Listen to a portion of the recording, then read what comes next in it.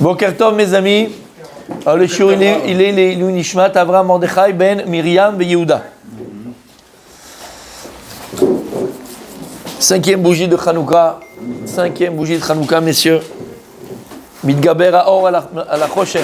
N'oubliez pas, c'est aujourd'hui que la lumière prend le dessus sur l'obscurité. On avait 4 Nérod jusqu'à présent, on a allumé 4 bougies. La cinquième, on est à 5. Donc Mitgaber Haor à la Chosher. Chovot Alvavot, messieurs. Alors, on a fait Baruch Hashem pas mal de cours sur Chovot Alvavot, on continue. Et si on a compris tout ce qu'on a dit, Rabbi Daniel, ben finalement, Adam tsarich liftoach beboré olam. Un homme, une personne, elle doit avoir entièrement confiance en Akadosh Baruch Hu. Ki hu mamtzilo et parnasato. Que c'est Akadosh Baruch Hu qui lui amène sa parnasa.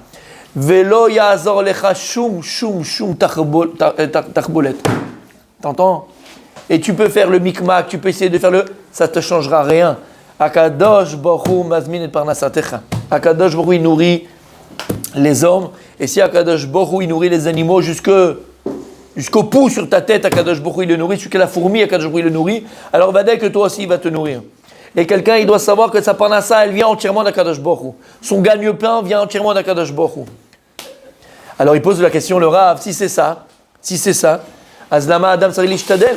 Alors si c'est ça, pourquoi une personne doit faire les efforts? Tu vas te lever le matin, tu dois aller, tu dois discuter, tu dois parler, tu dois faire. Pourquoi? Tu n'as pas besoin. Atalot Sarili Shtadel, tu as besoin de faire d'efforts pour avoir ton gagne-pain. Si ça vient d'Akadosh Baruch Hu. Si Adam Yodea Shepanasato Muzmelet Lo Mina Shamaim. Si une personne, elle sait, pas elle pense, pas elle imagine, elle sait que sa parnassa, elle vient d'Akadosh Baruch Hu. Alors il pose la question, le Rav, la malish tadel, pourquoi un homme il doit faire les efforts pour sa parnassa? A priori c'est contradictoire. T'as l'autre sarir, c'est Akadosh Baruch Hu qui donne la parnassa. C'est Dieu qui donne ton gagne-pain. Reste dans le lit, reste à la maison, reste devant, je sais pas, et ta parnassa elle viendra quand même. Alors il dit le Rav, il y a 2 sibotes.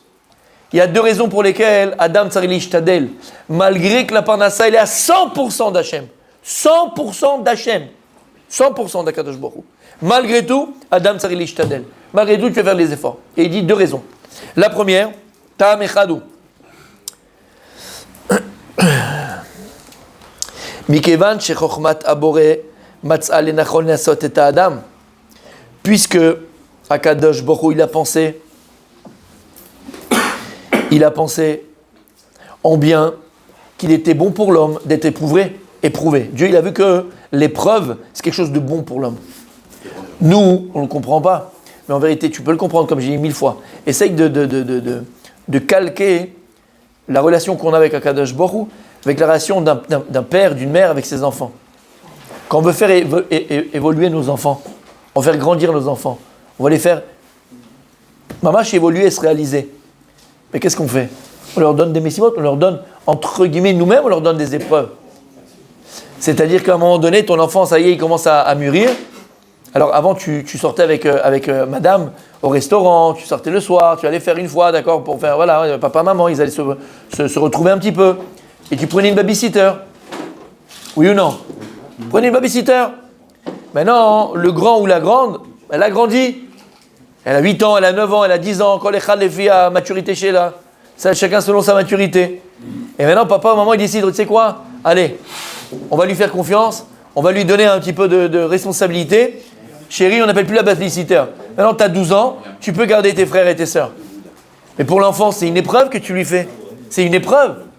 C'est une épreuve qu'elle va devoir passer et surmonter. Elle va devoir peut-être leur donner à manger, les mettre couchés au lit à l'heure. Et s'il y a un il pleure, il va falloir lui raconter une histoire. C'est une épreuve. La couche, je les couches. C'est une épreuve pour un enfant. Mais Lama, pourquoi tu fais ça? C'est plus simple. Prends une babysitter, comme d'habitude, tu la payes. Elle est tranquille. Mais Lama, tu veux que l'enfant est ton enfant, la grande, ton aîné, fille ou garçon, tu veux qu'il mûrisse, tu veux qu'il grandisse. Et comment on grandit? Plus on a des responsabilités. Et ta responsabilité, c'est quoi? C'est l'épreuve. Quelle qu'elle soit. Donc Akadosh Baruch Hu, pareil. Lorsqu'Akadosh Baruch Hu, il a trouvé bon, Hachem, il a trouvé bon, et l'intelligence infinie divine, elle a trouvé bonne que l'homme ait des épreuves. Alors qu'on veut que des épreuves gentilles, tranquilles, mignonnes, on ne veut pas que des choses graves, attention. Amen. Mais en tout cas, Dieu, il a vu que l'homme, pour se réaliser, il a besoin d'épreuves. Et encore une fois, c'est quoi l'épreuve? C'est des responsabilités. Et d'ailleurs, n'oubliez pas, et toujours en tête, l'épreuve, c'est faire ses preuves. À partir du moment où tu surmontes une épreuve, c'est que tu as fait tes preuves. Et c'est comme ça. Quand tu es dans une boîte d'informatique, une boîte à la banque ou n'importe quel endroit, d'accord, tu as des patrons au-dessus de toi, tu as les boss au-dessus de toi. Toi, tu ne vas pas venir demander une comment on appelle ça, une augmentation. Non. Promotion de place. Je ne parle pas maintenant d'argent, parce qu'après, ça va avec. Mais je parle de promotion. Tu étais pas kid à la banque, tu étais au guichet à la banque. Maintenant, tu vas être responsable du département finance. Tu vas rentrer dans les finances. C'est plus intéressant. Après, c'est vrai que le salaire n'est pas le même. Mais c'est d'autres responsabilités. Qu'est-ce qu'il va te dire, le patron? Habibi, faire tes preuves. Mais pour faire ses preuves, il faut dépasser les preuves. T'as compris? Il a fait. Eh bien, c'est ça qu'il y a Kadosh Baruch Hu. Tu veux? Il n'y a pas de problème. Il faut que tu fasses tes preuves. Mais pour faire ces preuves, il faut que tu dépasses et tu surmontes l'épreuve. Alors il dit le Rav ici, toutes, je ne vais pas entrer dans les détails, mais toutes les épreuves de la vie, toutes.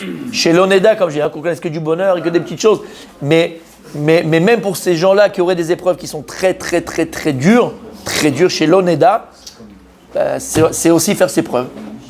C'est aussi faire ses preuves. Et surtout que, bon, tu l'as dit, voilà, on a compris en vérité, la première preuve de l'épreuve, c'est quoi? C'est la Emouna.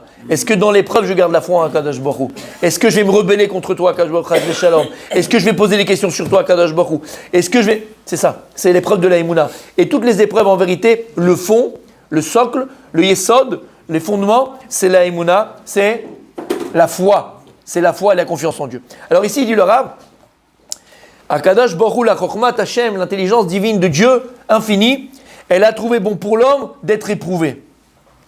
Imu Yavod et Elokim, o Yamre Oto. C'est ce que je viens de dire à l'oral, d'accord? Est-ce que la personne, elle va continuer à servir Dieu malgré l'épreuve? Ou bien il va se rebeller contre lui? Pourquoi moi? Qu'est-ce que j'ai fait? Qu'est-ce que tu m'as fait? Et tatati. Que des questions Chaz v'Shalom sur Hashem. La reine, c'est pour cela. Et Midoto Abore, Bemifran. Akadosh Baruch Hu, il va lui donner maintenant un Mifran. Mifran, il va lui faire passer un examen. Dieu, il va lui faire passer un examen. Et Dieu, maintenant, qu'est-ce qu'il veut? Akadosh Baruch Hu, il veut voir quel chemin, Mama, tu vas choisir. Est-ce que tu vas choisir le chemin de l'Aïmouna, renforcer ta foi en Dieu, renforcer ta confiance en Dieu, dans l'épreuve, et donc tu as fait tes preuves, ou bien, Chaz v'Shalom, pourquoi, comment, quelle qu'elle soit l'épreuve, même l'épreuve la plus difficile chez non-Eda, qu'on connaisse que du bonheur, comme je dis, mais n'importe quelle épreuve. Et quand je dis n'importe quelle épreuve, il n'y a pas plus grande épreuve que la perte d'un cher, de quelqu'un qu'on aime, la perte d'un cher proche, d'accord, chez l'Oneda, voilà, jusqu'à 120 ans, Bezrat Hashem, mais il n'y a pas plus grande preuve d'émouna. C'est pour ça qu'on dit que, vous savez qu'à ce niveau-là, lorsqu'on parle d'une épreuve, d'un iftar, de la mort, d'avoir perdu un proche, le plus grand exemple dans la Torah, c'est Aaron à Cohen. On dit Vaïdom à Aaron. Et ils disent les Chachamim, c'est quoi? Pourquoi c'est le plus grand exemple, Vaïdom à Aaron, alors Vaïdom il s'est tué, mais c'est plus que ça. Vaïdom, à l'armée, quand on dit Dom, c'est quoi Dom? À l'armée, à mode Dom, garde à vous. Ça veut dire qu'il s'est mis au garde à vous. Dom, c'est tu bouges pas. Ça veut dire quoi? C'est pas seulement il n'a pas parlé, il n'a même pas cligné de l'œil. C'est plus que ça. Il a même pas. Non, c'est pas il a accepté. Je vais expliquer. Il a même pas cligné de l'œil. Il a même pas bougé son oreille. Il a même pas tourné la tête. C'est quoi, Dom? C'est que la grandeur d'Aaron, il y a des gens, ils acceptent. Et pour accepter, oui, c'est non, voilà, Hachem il fait tout pour le bien. Et Hachem, Gol David Rachman et Tavavid. Tout ce que Dieu il fait, c'est pour le bien. Mais là, tu es obligé de te. Là, tu es obligé de te convaincre. Tu es de là, ça t'aide à parler. Hachem il est grand, Hachem c'est le tzaddik, Hachem c'est le Dayan Haemet. Tu es obligé de le dire, tu es obligé de l'exprimer pour être sûr de cela, pour te renforcer. Vaïdom, Aaron il n'a même pas posé de questions. Il n'a pas eu besoin de se renforcer, il n'a pas eu besoin d'expliquer, il n'a pas eu besoin. Vaïdom, il s'est tué. C'est même pas qu'il a accepté, c'est au-delà de l'acceptation. Vaïdom, il n'a même pas eu besoin de se convaincre. Il a perdu ses deux enfants, Aaron Cohen, ses deux garçons, chez l'Oneda. Il n'a pas eu besoin de se convaincre. Et il dit, c'est ça le Mifran. Alors qu'on connaisse que des petits, d'accord, que des petits épreuves. On n'a pas besoin de, voilà, on ne veut pas. Aval, il dit à Kadosh Baruch Hu Za Mifran chez l'Adam. c'est l'examen de passage. Et dans la vie, les épreuves, c'est comme l'école. D'ailleurs, vous savez que même en français, on appelle ça l'école de la vie. On appelle ça l'école de la vie. Parce que le vécu, ce que tu vis, ton vécu, il t'apprend. Comment on apprend dans tout, dans tout.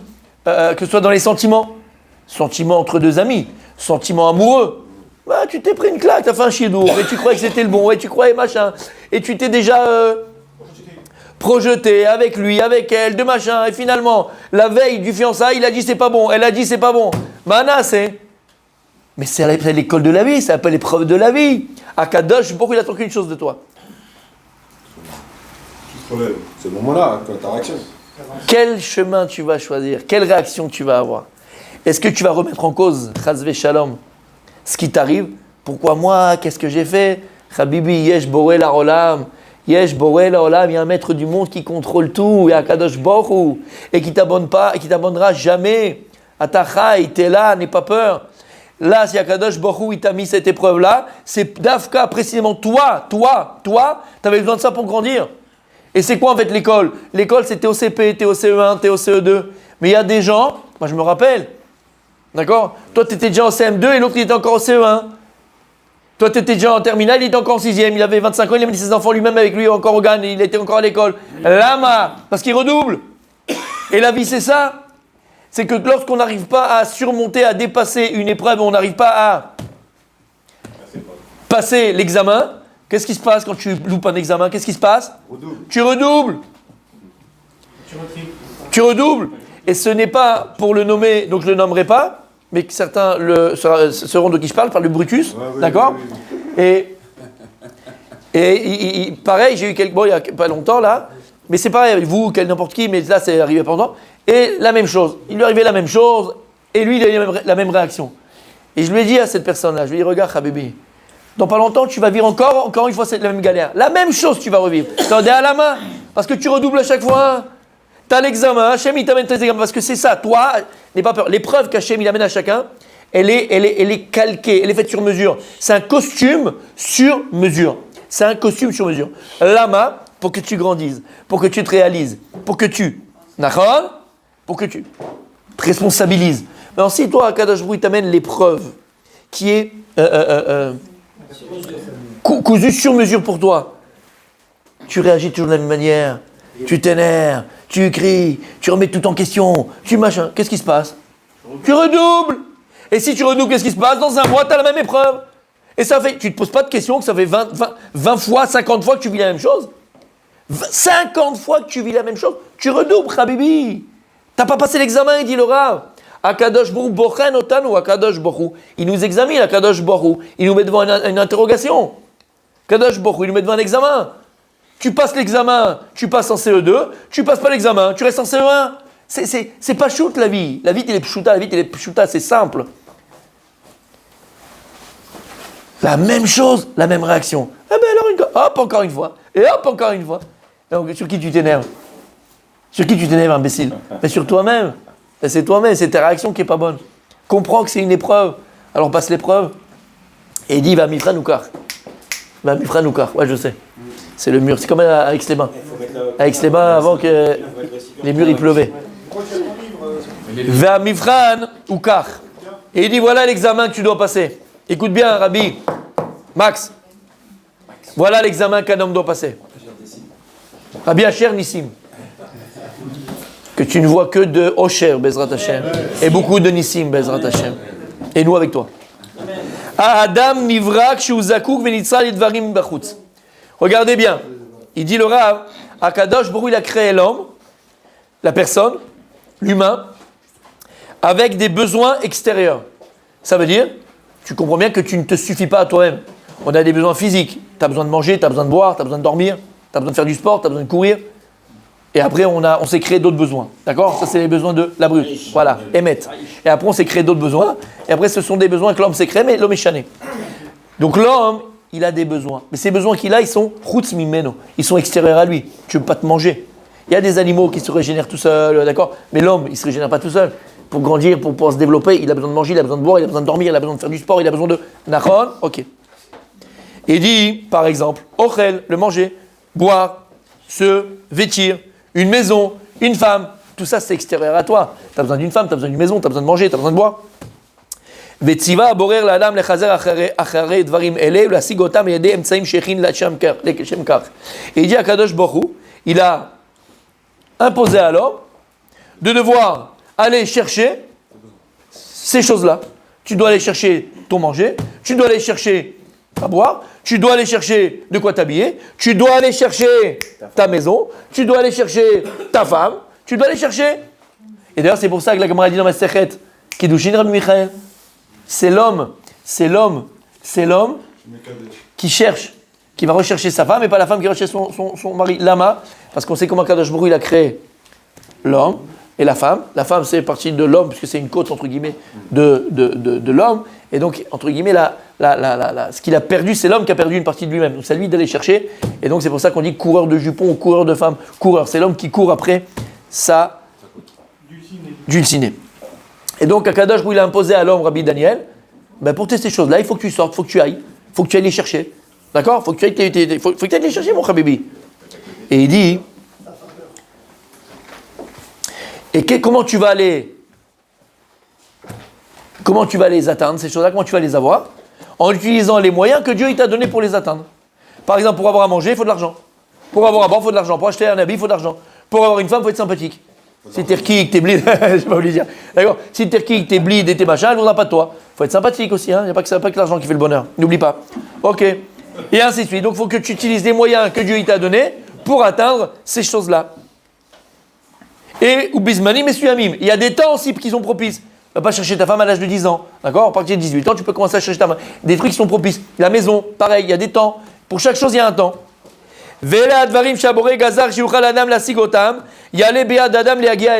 Et puisqu'Akadosh Baruch Hu il a décrété que ces choses-là, elles sont pour toi indispensables, alors l'homme, il doit faire les efforts pour arriver à les atteindre et trouver les moyens qui lui permettront d'atteindre ces choses-là. Et que toi, tu dois savoir, avoir la émouna et la confiance en Dieu, que Dieu te proposera les moyens nécessaires pour atteindre ce que tu as besoin. Et ce sont des choses qui sont vitales. C'est vital de manger, de boire, d'être habillé, une maison, une femme, toutes ces choses-là, ce sont des choses vitales. Et donc, d'avoir la confiance en Kadosh Baruch Hu, que Dieu il te proposera les moyens d'arriver à ce but-là. Et regardez bien, écoutez bien, écoutez bien.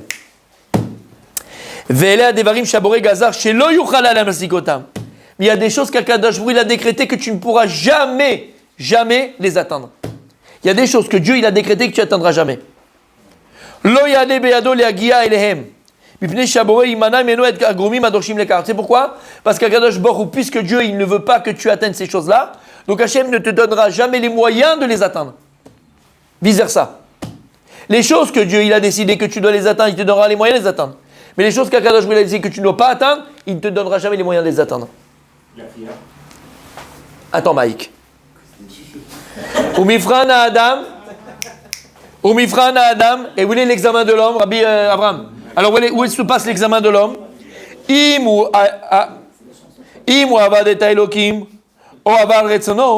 que maintenant l'homme va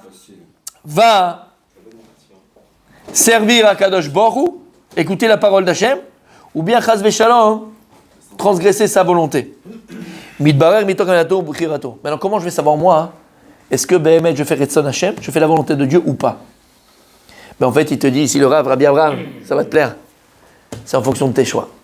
En fait, tes choix vont prouver si tu es Oved Hachem ou pas. Tes choix, c'est eux qui vont prouver est-ce que tu es serviteur de Dieu ou pas.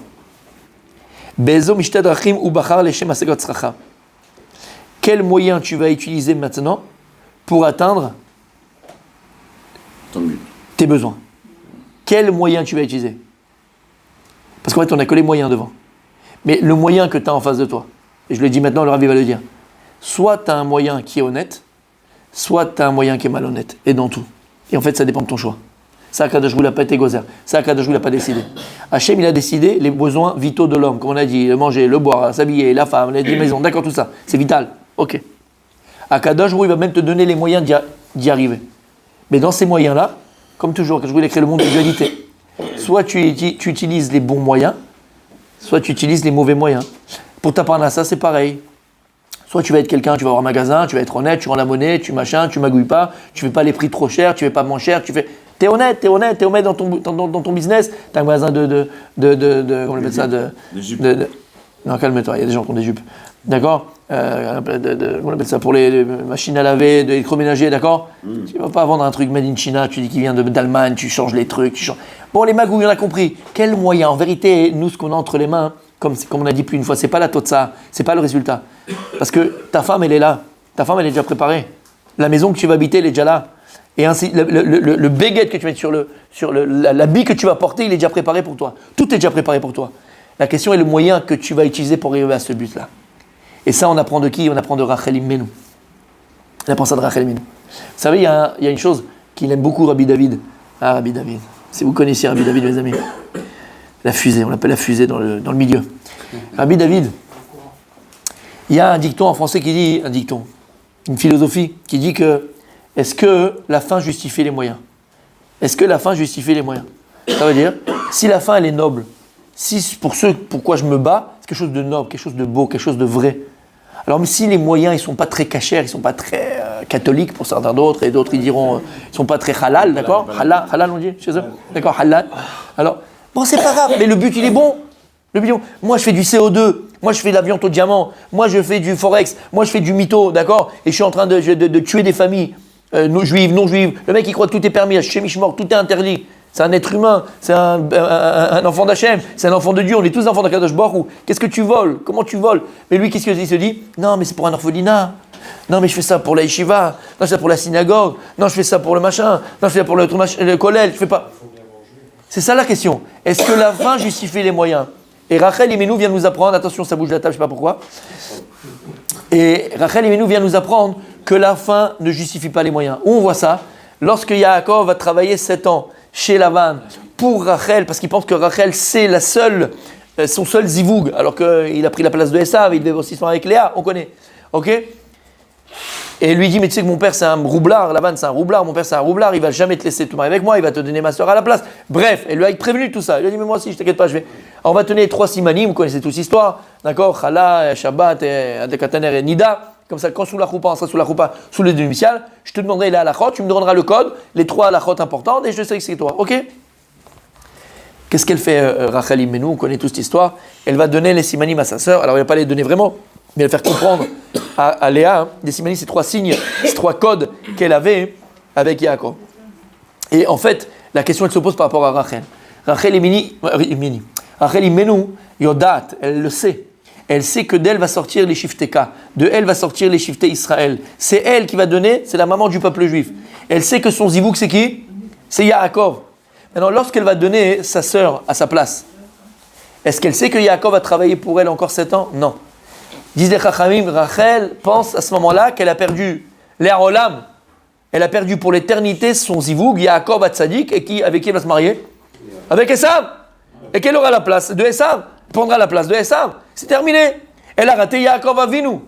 Maintenant, Rachel, viens, assis-toi à côté de moi. Bon, elle va avoir honte, ta sœur. Ça va durer 5 minutes. Ça va durer 5 minutes. Mais toi, c'est l'éternité que tu perds. Tu perds Shifteka. Au lieu de donner naissance à Yehuda, Reuven, Naphtali, Yosef, Binyamin, tu vas donner naissance à Denis Roussos. Tu vas donner naissance à Ronaldinho. Tu vas donner naissance à Habibi. À qui tu vas donner naissance? À Jacques Brel. C'est ça qu'elle aura. Il y aura des artistes peut-être. Mais qu'est-ce qu'elle aura? Rachel Imenu, elle répond, elle dit, Habibi, la fin ne justifie pas les moyens. Si pour mettre au monde le peuple juif, Shifteka, il faut que ça passe par la honte de ma sœur, alors le moyen n'est pas bon, je m'en éloigne complètement. Shamata, la fin ne justifie pas les moyens. Mais c'est ta vie, c'est ton existence. Yazma, sur le dos de qui? Sur le dos de qui? Sur le dos de qui? Quelle odeur, quelle couleur, quel plaisir, quelle grandeur on peut avoir de nous se grandir, de nous de se réaliser, si c'est sur le dos de quelqu'un d'autre. Si c'est en détruisant quelqu'un d'autre. Shamata. Et en vérité, c'est ça qu'il y a Kadosh Baruch Hu. Et c'est ça le mifran de la vie. Le mifran de la vie, c'est la maison que tu vas l'avoir. Quel moyen tu vas utiliser pour avoir ta maison? Cette maison-là. Tu savais qu'il y avait quelqu'un qui allait signer. Ils avaient tout vu. La femme, elle était heureuse. La femme, elle était contente. Et elle avait déjà imaginé la cuisine, elle va faire comme ça, les enfants là-bas, machin. Et toi, t'es passé la veille, t'as vu la maison, t'as dit, ah ouais, elle est pour moi, celle-là, c'est celle-là que je cherchais. Mais toi, t'as eu on t'a dit, mais non, mais il y a quelqu'un dessus, c'est demain ici. Et toi, tu viens par derrière, t'appelles le gars, je te mets 200 000 en plus, mais tu machin. C'est la peine que tu vas faire à ces gens-là qui savaient déjà tout prévu, tout projeté. Toi, tu passes par derrière, toi. Toi, tu mets un couteau dans le dos à des personnes. Oui, mais le moyen que tu as utilisé, il n'est pas bon. Donc, d'après les choix que tu fais, Habibi, alors je sais si tu es mon Evet, si tu es un vrai serviteur de Dieu ou pas. Et en fonction de ça, le sachar et le onesh. Le sachar et le onesh, c'est en fonction des choix que l'on fait. Choix de vie. Des choix de vie que l'on fait, mais surtout des moyens que l'on va choisir pour arriver à ce qu'on veut arriver. Et sur ça, soit on reçoit un salaire, soit chas v'shalom, on reçoit une correction. Ah bah oui, mon habibi. Ah bah oui, mon habibi. Il y avait un shidduch, elle était magnifique. Pourquoi tu lui proposes quelqu'un d'autre à cette fille-là? Maintenant, le gars, il va pleurer toute sa vie. Pourquoi tu viens par derrière casser un shidduch? Parce que toi, tu avais pensé à elle avant toi. Et toutes les choses qu'on connaît comme ça. Toutes les choses qu'on connaît comme ça. Il dit, et même si maintenant, toi, tu as appelé le type, tu as dit, écoute, moi, la maison, je te mets 200 000 en plus. Non, mais demain, je signe avec la famille comme ça. Il dit, non, mais écoute, elle est pour moi. Tu sais quoi, 250 000. Maintenant, toi, tu es tombé devant quelqu'un qui avait Emouna, qui avait Bitachon Machem, qui avait confiance en Dieu, qui avait foi en Dieu, qui était honnête. Et il t'envoyait paître. Tu dis, mais je ne suis pas quelqu'un comme ça. J'ai donné ma parole. Demain, je signe. Même pour 1 million de shekels, je ne ferai pas une chose pareille. Il dit, le Rav, c'est pas parce que maintenant, toi, tu as eu ou tu n'as pas eu la maison, finalement, que ça va changer. À ta petitesse, à ta bassesse. Le simple fait d'avoir essayé, d'avoir choisi dans ce chemin-là, le simple fait, tu mérites une correction. Continue demain, Tzadik.